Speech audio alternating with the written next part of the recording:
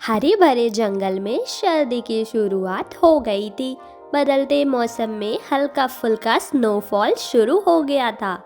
शाम तक सभी बर्फ में मजे कर रहे थे, सारे जानवर, पक्षी, पशु। और रात होते ही सब अपने घरों पर जाकर सो गए। लेकिन अगली सुबह जब तीनों चिड़िया सोकर उठी तो उन्होंने कुछ अजीब देखा।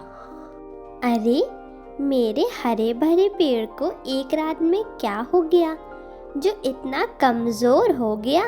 इसके तो एक एक पत्ते ऐसे झड़ रहे हैं जैसे पतझड़ आ गया हो। तभी सामने वाले पेड़ से राजू कबूतर बोला, अरे बाप रे, ये पेड़ तो पूरी तरह से खाली हो गया है। अरे मेरे घोंसले में तो पूरी बर्फ ही भर गई है। अब मैं क्या करूं? तभी ये दोनों आपस में घूमने निकले तो पाया पूरे जंगल में यही हाल था। सभी पेड़ों के पत्ते मानो गिर गए थे और पक्षियों पर तो मुसीबत आ गई है। इसके साथ ही जमीन पर पत्ते इतनी ज़्यादा बिखरे हुए थे कि अब वहाँ के पशु पक्षी और जानवरों को भी बहुत परेशानी हो रही थी। यह सभी एक जगह जमा हुए और इस पतझड़ और स्नोफॉल को लेकर चर्चा करने लगे। अरे, इस स्नोफॉल के कारण पत्ते झड़ने लगे हैं, जिसकी वजह से बर्फ सीधा हमारे घोंसलों में गिर रही है। पूरी सर्दी भला हम कैसे जिंदा रह पाएंगे अब? वाकई सर्दी के मौसम में पतझड़ का हो जाना बहुत ही परेशानी वाली बात है। हम जैसे पशु पक्षियों के लिए तो ये बहुत खतरनाक साबित हो रहा है। उसी वक्त उन लोगों ने देखा कि नदी के पानी में कुछ बहता हुआ आ रहा है। अरे देखो देखो, वो क्या है? लोमड़ी की यह बात सुनकर सभी नदी के किनारे पहुंच गए तो उन्होंने पाया कि उस घोंसले के अंदर एक छोटी सी नवजात मैना बैठी सो रही है। तभी मोटू बंदर ने उस घोंसले को उठाकर जमीन पर रखा और सभी उसे देखने लगे। अरे, ये मैना तो कितनी प्यारी है। अरे, ये तो इतनी छोटी है कि अभी इसकी आंखें भी नहीं खुली। हाँ, इसे देखकर तो ऐसा लग रहा है कि इसने अभी अभी जन्म लिया है, लेकिन इसकी माँ कहाँ है? वो तो कहीं नहीं दिख रही। अरे हाँ, इसकी चोंच तो सोने की तरह चमक रही है। ऐसी चोंच मैंने कभी भी किसी पंछियों में नहीं देखी। सभी को उस बच्ची की चिंता होने लगी। सब बहुत परेशान थे और सोच रहे थे।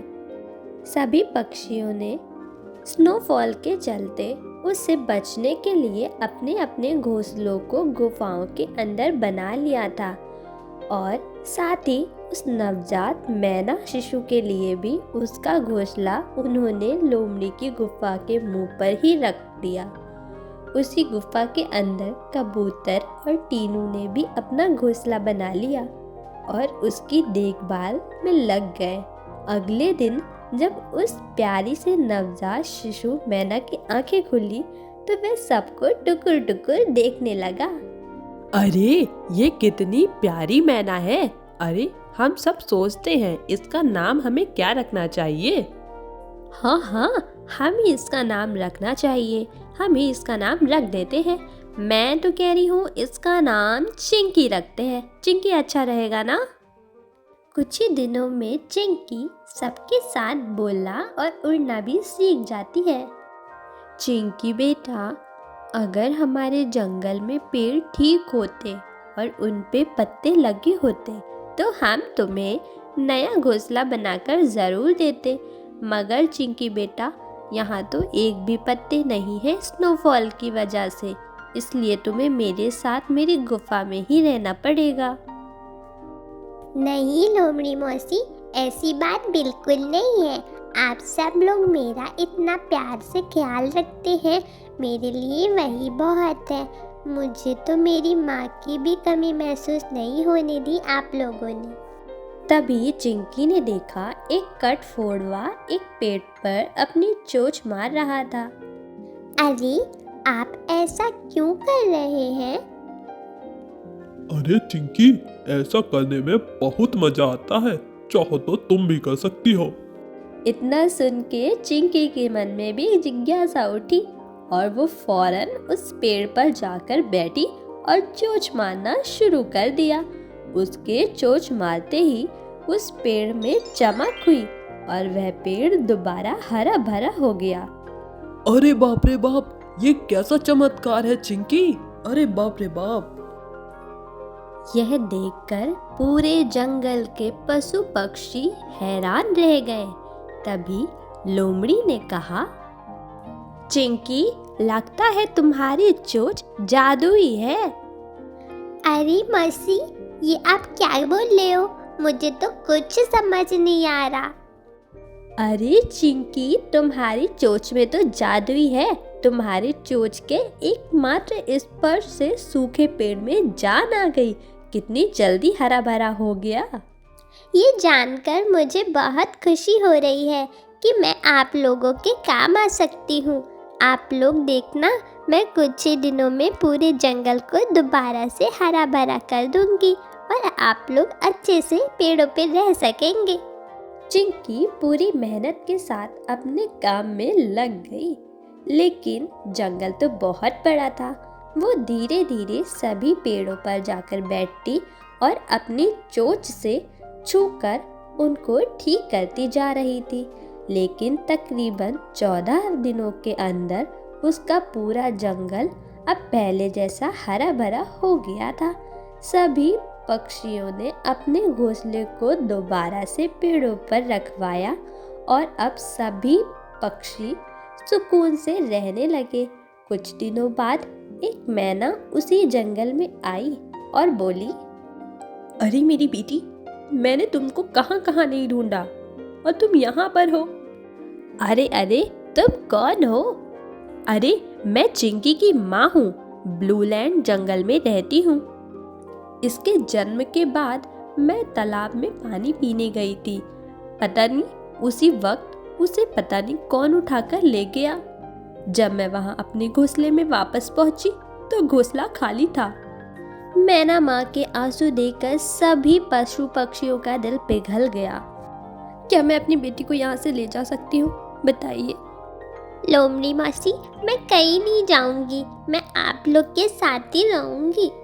चिंकी बेटा, यह तुम्हारी माँ है, तुम फिक्र मत करो। हम में से कोई ना कोई तुमसे रोजाना तुमसे मिलने जरूर आया करेगा, लेकिन अपनी माँ को अब और अपने आप से जुदा करके मत रखो बेटा।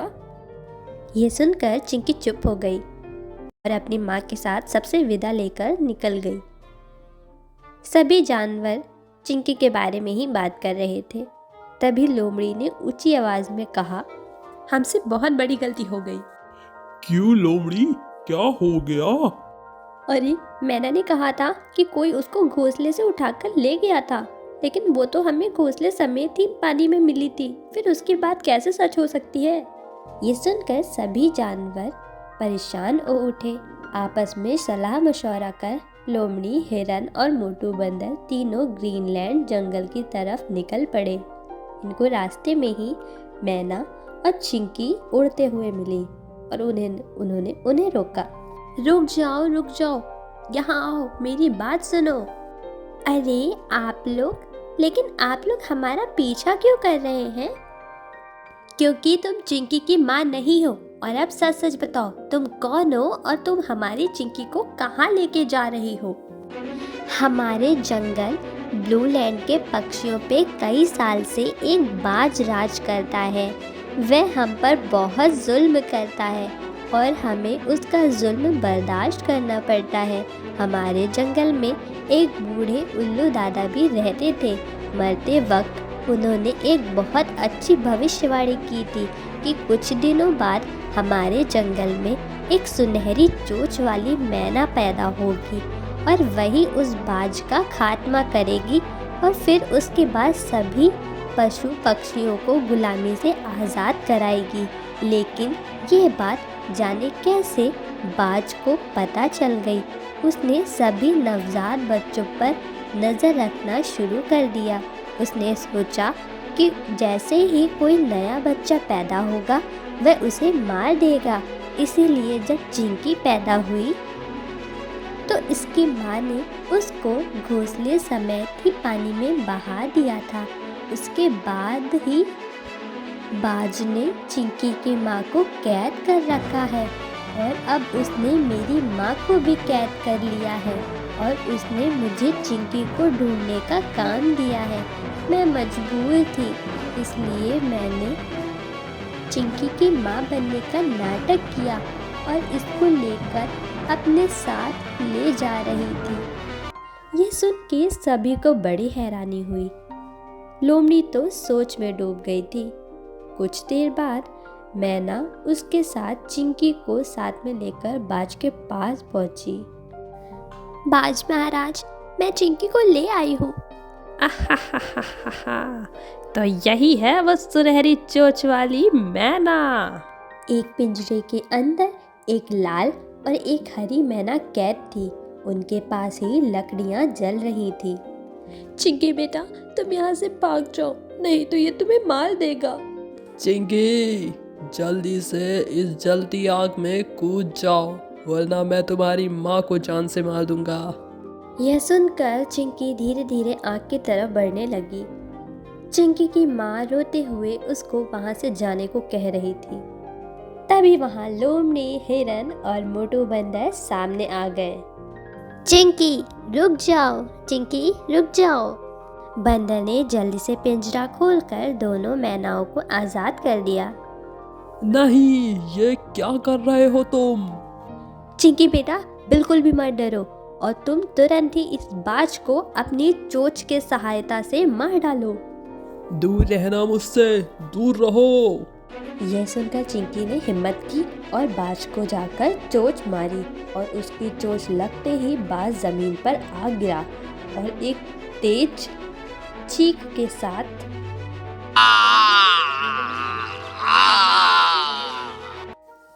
उसने दम तोड़ दिया और वो वहीं मर गया।